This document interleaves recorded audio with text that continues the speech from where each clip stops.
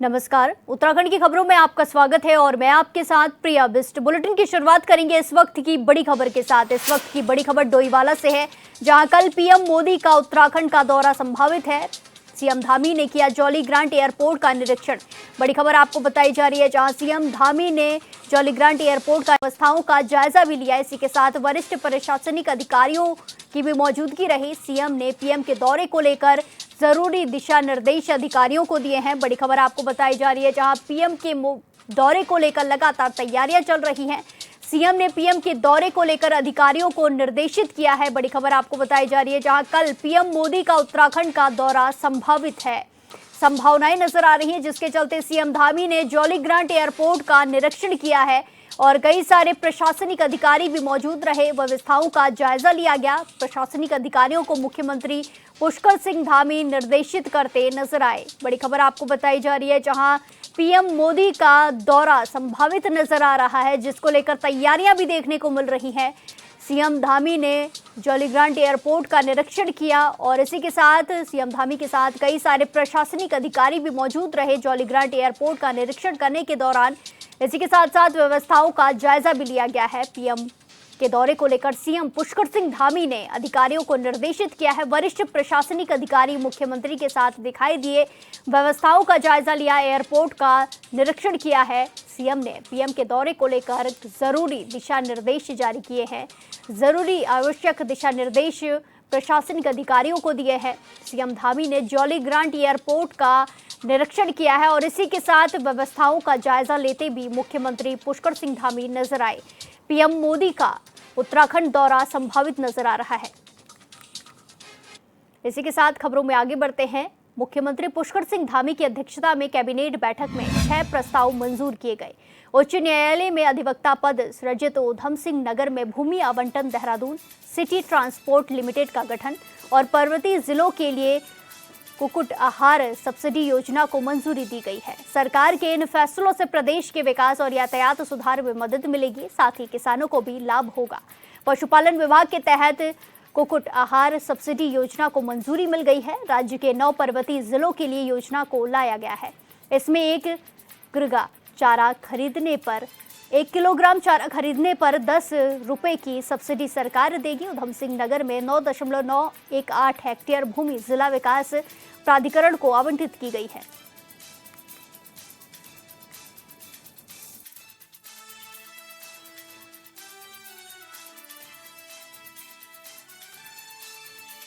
माननीय मंत्रिमंडल की आज बैठक हुई, जिसमें कुल 6 मामलों को स्वीकृति प्रदान की गई है, जिसको मैं बिंदुवार आपको बता देता हूँ। महाधिवक्ता कार्यालय माननीय उत्तराखंड उच्च न्यायालय में 2 पदों का सृजन किया गया है। एक वरिष्ठ प्रमुख निजी सचिव और एक आस लिपिक का 2 पदों का सृजन जो महाधिवक्ता कार्यालय है माननीय उत्तराखंड उच्च न्यायालय में, उसको स्वीकृति प्रदान की गई है। जनपद उधम सिंह नगर में फाजलपुर महरौला में प्राधिकरण ने वहाँ पर ज़मीन की मांग कर रखी थी, उसको आज माननीय मंत्रिमंडल ने 9 हेक्टेयर भूमि वर्तमान सर्किल रेट पर प्राधिकरण को हस्तांतरित की है, जिसमें वो अपना कमर्शियल और जो आवासीय परियोजना है उसको ले आएंगे। जी, एक न्यायिक अकादमी भोपाल में माननीय उच्च न्यायालय उत्तराखंड के सहयोग से जनपद देहरादून में 12 व 13 अप्रैल को उत्तर क्षेत्रीय सम्मेलन का आयोजन किया गया है, जिसमें भुगतान है शिथिलीकरण और छूट माननीय मंत्रिमंडल के द्वारा प्रदान किया गया है। देहरादून शहर में ट्रैफिक व्यवस्था में सुधार हेतु देहरादून सिटी ट्रांसपोर्ट लिमिटेड नाम से एक स्पेशल पर्पज व्हीकल का गठन किया गया है। ये एक तरह की कंपनी है जो देहरादून में ई बसों का संचालन करने के लिए अधिकृत होगी और प्रधानमंत्री ई बस सेवा योजना के अंतर्गत ई बसों के संचालन के साथ साथ वर्तमान नगर बस सेवा का संचालन सुव्यवस्थित और सुगठित तरीके से ये करेगी। देहरादून सिटी ट्रांसपोर्ट लिमिटेड नामक जो ये फर्म है, उसको गठन करने की आज सहमति माननीय मंत्रिमंडल के द्वारा प्रदान की गई।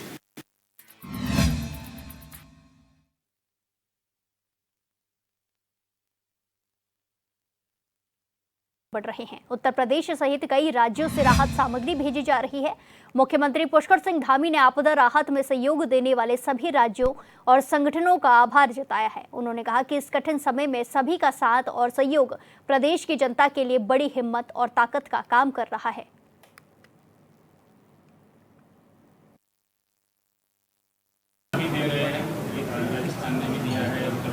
जिन लोगों ने भी आपदा राहत के लिए जो लोग भी आगे आए हैं सहायता करी है, मैं सभी का हृदय से आभार व्यक्त करता हूँ, अपनी तरफ से भी उत्तराखंड की जनता की तरफ से भी, कि उन लोगों ने ऐसे कठिन समय में वो आगे आए हैं। और हमारा प्रधानमंत्री नरेंद्र मोदी के संभावित दौरे को लेकर बीजेपी विधायक विनोद चमोली ने कहा कि आपदा से राज्य को करीब 6,000 करोड़ का नुकसान हुआ है। ऐसे में पीएम का दौरा बेहद अहम साबित होगा। उन्होंने उम्मीद जताई है कि राज्य सरकार की ओर से केंद्र से जो क्षतिपूर्ति और मदद मांगी गई है वो और बढ़कर मिलेगी, जिससे प्रदेश को बड़ी राहत मिलेगी।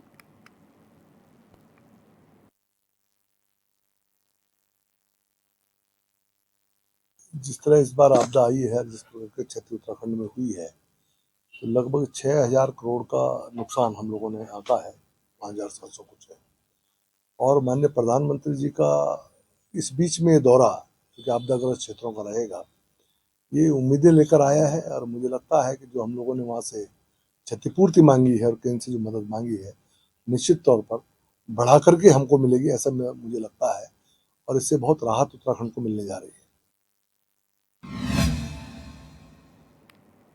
इसी के साथ खबरों में आगे बढ़ते हैं। पड़ोसी देश नेपाल इस समय सबसे बड़े राजनीतिक और सामाजिक संकट से गुजर रहा है।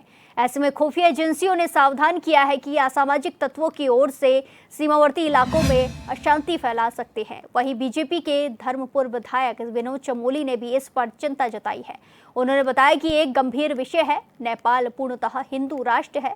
साथ ही जिस प्रकार की स्थिति नेपाल में बनी हुई है वो पूरे सनातन पर चोट करने वाली देखने को मिल रही है। उन्होंने कहा कि उत्तराखंड जो कि सीमांत क्षेत्र है, तो इसकी सुरक्षा के लिए सजग रहने की जरूरत भी है।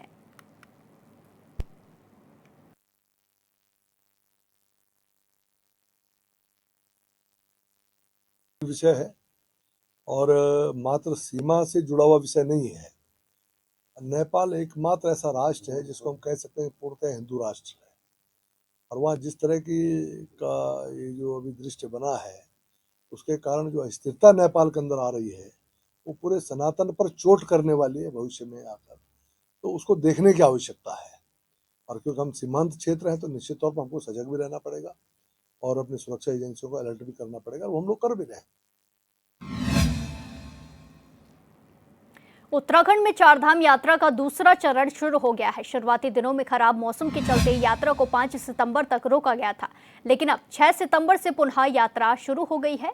बाबा केदारनाथ, बद्रीनाथ और हेमकुंड साहिब की यात्रा सुचारू रूप से जारी है। गढ़वाल आयुक्त विनय शंकर पांडे ने बताया कि गंगोत्री और यमुनोत्री मार्ग पर अभी भी सड़क संबंधी कुछ समस्याएं बनी हुई हैं। हालांकि छोटी गाड़ियां निकल पा रही हैं, लेकिन यात्रियों की सुरक्षा को ध्यान में रखते हुए इन मार्गों पर मरम्मत कार्य चल रहा है। उम्मीद जताई जा रही है कि 15 सितंबर तक सभी मार्ग पूर्णतः बहाल हो जाएंगे और उसी दिन से हेली सेवाएं भी शुरू कर दी जाएंगी। आयुक्त ने श्रद्धालु से अपील करते हुए कहा है कि देवभूमि हमेशा से श्रद्धालु के स्वागत और आतिथ्य के लिए तत्पर रहती है।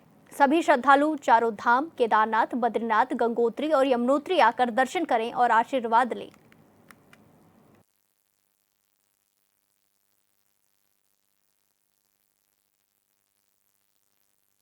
देखिए, चारधाम यात्रा का जो सेकंड फेज़ है वो आमतौर पर सितंबर में शुरू हो जाता है। और शुरुआत के 3-4 दिनों में चूँकि वेदर काफ़ी ख़राब था, इसलिए 5 सितंबर तक यात्रा पर रोक लगाई गई थी, लेकिन 6 से पुनः प्रारंभ हो गई है। बाबा केदार, बद्री और हेमकुंड साहिब यात्रा यथावत चल रही है। गंगोत्री और यमुनोत्री में भी रोड के कुछ इश्यूज़ हैं। हालांकि छोटी गाड़ियाँ निकल सकती हैं, लेकिन अभी भी सुरक्षा की दृष्टि से जब तक उसमें थोड़े बहुत काम और न हो जाएं, लेकिन हम उम्मीद कर रहे हैं कि 15 सितंबर तक आते आते ये सभी रूट हमारे थ्रू हो जाएंगे और 15 तारीख से हमारी हेली सर्विसेज भी प्रारंभ हो जाएंगे। क्या कुछ अपील करेंगे श्रद्धालुओं से भी बड़ी संख्या में नहीं, श्रद्धालुओं से, देवभूमि तो हमेशा से श्रद्धालुओं के स्वागत के लिए और उनके आतिथ्य सत्कार के लिए तत्पर रहती है। बस अपील यही है, जैसा कि माननीय मुख्यमंत्री जी का भी ये अनुरोध रहता है सभी श्रद्धालुओं से कि बिल्कुल उत्तराखंड आएँ, उनका स्वागत है और चारों धाम का दर्शन करें, बाबा केदार, बद्री, गंगोत्री, यमुनोत्री का आशीर्वाद लें। लेकिन व्यक्ति का जीवन सर्वाधिक अमूल्य है और उसके कॉस्ट पर अगर हमें लगेगा कि कहीं पर मौसम की स्थिति ठीक नहीं है, सड़कों की नहीं है, तो वहाँ पर यात्रा को रोका भी जा सकता है। इसी के साथ खबरों में आगे बढ़ते हैं। धामी सरकार ने 4 सालों में 25,000 युवाओं को सरकारी नौकरी देने का दावा किया है, जिसको लेकर प्रदेश कांग्रेस ने धामी सरकार पर उन सभी नौकरी पदों पर कार्य कर रहे युवाओं के आंकड़ों को लेकर लिस्ट जारी करते को लेकर सवाल उठाए हैं, जिस पर पलटवार करते हुए बीजेपी की प्रदेश प्रवक्ता कमलेश रमन ने कहा कि सरकार युवाओं के लिए लगातार कार्य कर रही है। जिन युवाओं को रोजगार मिला है, कांग्रेस उनसे जाकर क्यों नहीं पूछती, उनसे क्यों नहीं आंकड़े लेती। युवा धामी सरकार से खुश हैं, लेकिन कांग्रेस को ये बर्दाश्त नहीं हो रहा है। राहुल गांधी के समय पूरी कांग्रेस की आदत बन गई है कि आंकड़ों की मांग करती रहे। हर चीज के आंकड़े कांग्रेस को देना जरूरी नहीं है।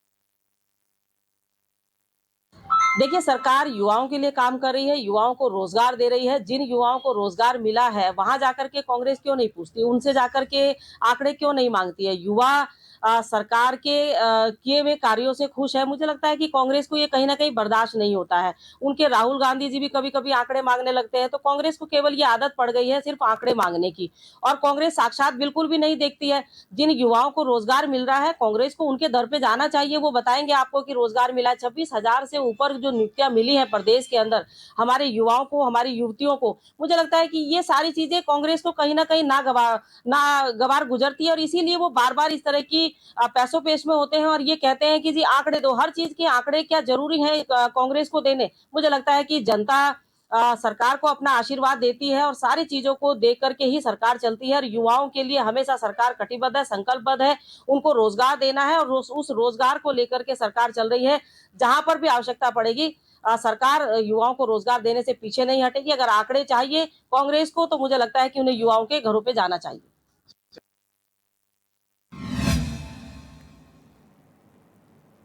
इसी के साथ खबरों में आगे बढ़ते हैं। मुख्यमंत्री धामी ने मानसून खत्म होते ही सरकारी पुनर्निर्माण से जुड़े कामों में स्थानीय लोगों की प्राथमिकता देने की बात कही है, जिसकी प्रशंसा करते हुए भाजपा के प्रदेश प्रवक्ता कमलेश रमन ने बताया कि बीजेपी सरकार की प्राथमिकता रहती है कि जो स्थानीय लोग हैं उनके द्वारा ही निर्माण कार्य किए जाएं तो अच्छा है। ये भी रोजगार की श्रेणी में ही है। मानसून का सीजन खत्म होने को है और मानसून के समय जो सड़कें, नालियां और अतिरिक्त हुए नुकसान के पुनर्निर्माण के लिए मुख्यमंत्री धामी द्वारा स्थानीय लोगों को काम दिया जाएगा।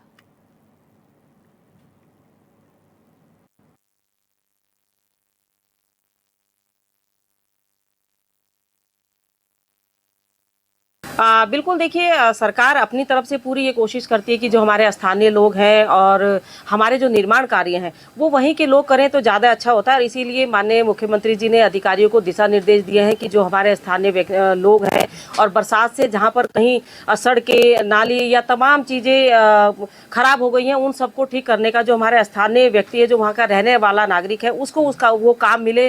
तो मुझे लगता है कि ये रोज़गार की ओर से, एक स्वरोजगार की ओर भी जाने की एक बहुत अच्छी पहल है। और जिस तरीके से स्वयं सहायता समूहों को आगे बढ़ा करके उनको काम दे करके सरकार अपना जो है एक बेहतर कार्य कर रही है, मुझे लगता है कि इसी ओर ये माननीय मुख्यमंत्री जी ने किया है कि जब हमारी बरसात खत्म होगी तो तमाम सारे जो कार्य होंगे, जो निर्माण कार्य होंगे, वहाँ के स्थानीय लोग करेंगे। और जो विभाग है, विभाग उनके साथ में समन्वय बना करके लोगों के बीच में इन सारी चीज़ों को सही करने का काम करेंगे। और ये सरकार की बहुत अच्छी पहल है कि हमारे जो स्थानीय युवा है उसको भी रोजगार मिल जाएगा, जो स्थानीय वहाँ पर हमारे लोग रहने वाले हैं उनको भी इसमें कहीं ना कहीं फायदा पहुँचेगा।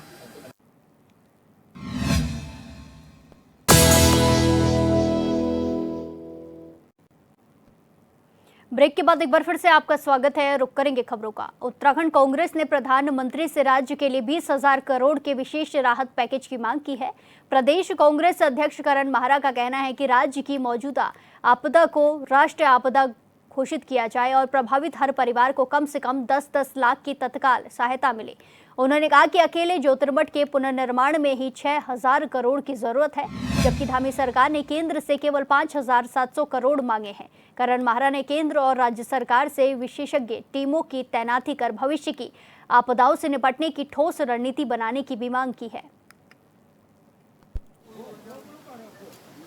देखिए, मैंने पीएम मोदी से मांग की है कि उत्तराखंड को अलग से राहत पैकेज दी जाए, और मैंने पत्र जिस दिन लिखा था उसमें और आज मेरे आंकड़ों में परिवर्तन आया है। मैंने 10,000 करोड़ की मांग की थी, सरकार ने 5700 करोड़ मांगा है। पर मेरा ये मानना है कि अकेले जोशीमठ को, जो पिछले वर्ष की घटना घटे पिछले 2 सालों में, जोशीमठ को ही ठीक करने में 6,000 करोड़ रुपए की आवश्यकता है।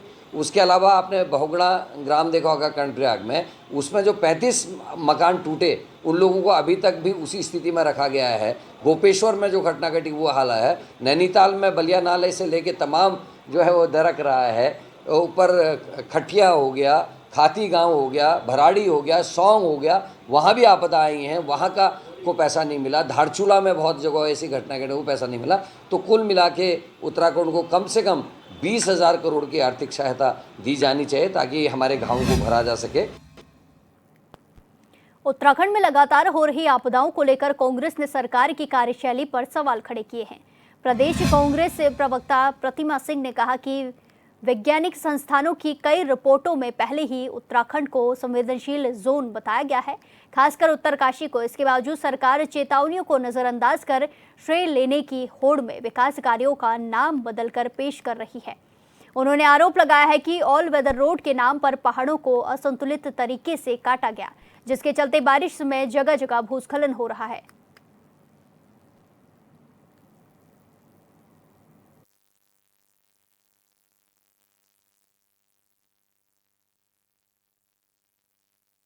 देखिए, स्लाइड पे जो कुछ इंस्टीट्यूट अपना काम करते हैं, जो रिपोर्ट्स देते हैं और एग्जामिन करने का कार्य करते हैं, अभी परसों ही उनकी एक रिपोर्ट सामने आई है और पहले भी ये बात आई है सामने कि जो है उत्तराखंड जो है हमारा, क्योंकि यहाँ पे यंग माउंटेन्स हैं तो ये सेंसिटिव जोन में आता है। और उत्तरकाशी के लिए कई बार ये बात कही गई है कि ये एकदम एज पे बैठा हुआ जो हमारा डिस्ट्रिक्ट है वो, लेकिन सरकार समझती नहीं है। सरकार को सिर्फ श्रेय लेने की होड़ है, ये कांग्रेस पार्टी कई बार कह चुकी है।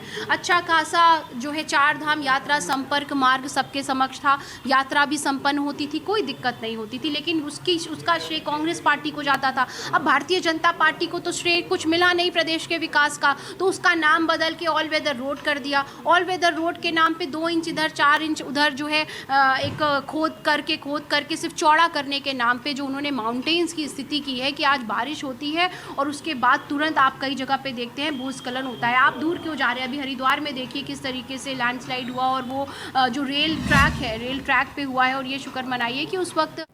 इसी के साथ खबरों में आगे बढ़ते हैं। बीजेपी विधायक राजकुमार पौड़ी ने कहा कि पौड़ी में अधिकारियों की नियमित तैनाती को लेकर मुख्यमंत्री पुष्कर सिंह धामी ने स्पष्ट निर्देश दिए हैं। उन्होंने बताया कि 2022 में चुनाव जीतने के बाद जनता की मांग पर उन्होंने ये मुद्दा सीएम के सामने रखा, जिसके बाद मंत्रियों और अधिकारियों की बैठक में निर्णय हुआ कि कमिश्नर हर हफ्ते 2 से 3 दिन पौड़ी में बैठेंगे ताकि जनता के कार्यों में देरी ना हो। विधायक ने विपक्ष पर निशाना साधते हुए कहा कि आज वो इस मुद्दे को उठाकर श्रेय लेना चाहते हैं, जबकि वास्तव में 2022 से ही मुख्यमंत्री के आदेश के बाद कमिश्नर पौड़ी में बैठ रहे हैं और अधीनस्थ अधिकारियों को भी वहीं बैठने के निर्देश दिए गए हैं।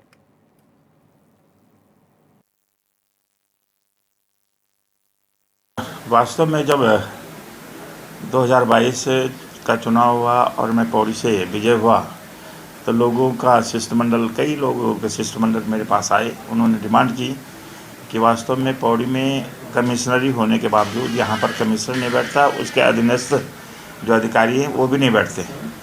तो इस बात को लेकर मैंने सीएम साहब से बात करी, आदरणीय अपने प्रदेश के यशस्वी मुख्यमंत्री पुष्कर सिंह धामी जी से, और उनके साथ बैठने का ये लाभ हुआ कि उन्होंने 2-3 बार अधिकारियों के साथ बैठक करने के बाद मुझे भी बुलाया और सभी अपने पौड़ी क्षेत्र के जो आदरणीय धन सिंह रावत जी हैं, सतपाल महाराज जी हैं, इन लोगों को बुलाने के बाद सारी बैठक हुई हैं और निश्चित रूप से उसका रिजल्ट ये निकला कि उसके बाद महीने में हर हफ्ते जो है कमिश्नर वहाँ बैठते हैं। हफ्ते में 2 दिन 3 दिन के लिए वहाँ जाते हैं, जो वहाँ के काम होते हैं उनको निपटा कर फिर जो है, क्योंकि उनके पास देहरादून की भी जिम्मेवारी है, तो जब अधिकारी के पास जिम्मेदारी देहरादून की भी होगी तो वास्तव में पूरा समय वहाँ बैठ नहीं सकते। तो ये था कि वहाँ के काम कोई ना रुकें, तो उन्होंने 2-3 दिन का समय तय किया, तब से लगातार वो बैठ रहे हैं वहाँ पर। अब विपक्षियों को मौका मिला है कि साहब हम इस बात को उठाएंगे। मुख्यमंत्री पुष्कर सिंह धामी ने लैंसडौन में आगामी अक्टूबर में होने वाले शहीद सम्मान यात्रा समारोह के स्थल का स्थलीय निरीक्षण कर अधिकारियों के साथ तैयारियों की समीक्षा की। प्रदेश भर में अब तक 1734 अमर बलिदानियों के आंगन की मिट्टी सैन्य धाम लाई जा चुकी है और यात्रा के दूसरे चरण में शेष 71 शहीदों के आंगन से मिट्टी एकत्र कर सैन्य धाम पहुंचाई जाएगी। सीएम ने कहा कि शहीदों का सम्मान हमारी सर्वोच्च प्राथमिकता है और सरकार पंचम धाम सैन्य धाम का निर्माण कर वीरों की शौर्य गाथा को युगों युगों तक अमर बनाने के संकल्प के साथ आगे बढ़ रही है।